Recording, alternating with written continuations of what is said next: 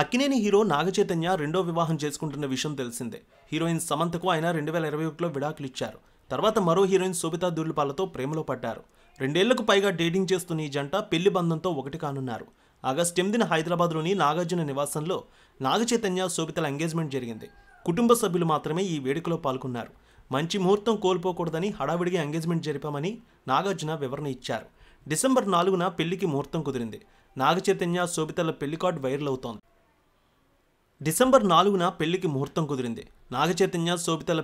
Viral అవుతోంది. శుభలేఖలో నాగార్జున, అమల పేర్లతో పాటు నాగచైతన్య తల్లి లక్ష్మి, స్టెప్ ఫాదర్ విజయరాఘవన్ పేర్లు కూడా ఉన్నాయి.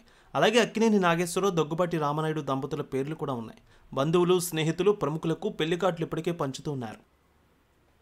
పెళ్లికి ముందు నాగచైతన్య శోభితకు కొన్ని కండిషన్స్ పెట్టారట. ఏకంగా ఆమె పేరును మారుస్తున్నారట. దానికి నాగచైతన్య తల్లి కారణమని తెలుస్తోంది.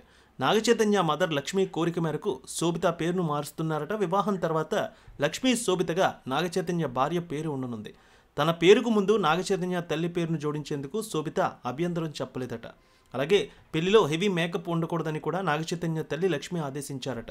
సాంప్రదాయ చీరకట్టు, నార్మల్ మేకప్తో సహజంగా కనిపించాలని చెప్పారట. ఈ 2 కండిషన్స్కి శోభిత అంగీకరించాలని ఒక వార్త అయితే సోషల్ మీడియాలో వైరల్ అవుతోంది.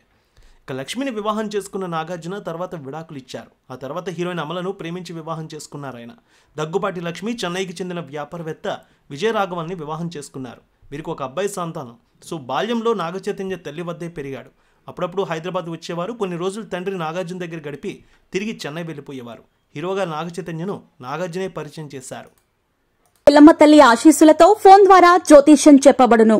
గురూజీ శ్రీనివాసరాజు జ్యోతిష్యంలో అపారమైన అనుభవం ఉన్న గురువు గారు మీకు ఏ సమస్య ఉన్నా పరిష్కారం చూపుతారు. ప్రేమ, పెళ్లి, విదేశీయానం, ఆరోగ్య సమస్యలు, ఆర్థిక ఇబ్బందులు, వాస్తు, దాంపత్య సమస్యలు, కుటుంబ కలహాలు, వ్యాపార సమస్యలు, ఇలా అన్నింటికీ పరిష్కారం చూపబడును.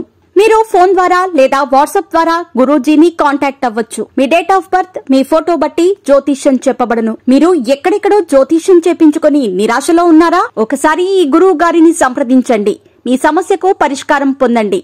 Cell number 7098888511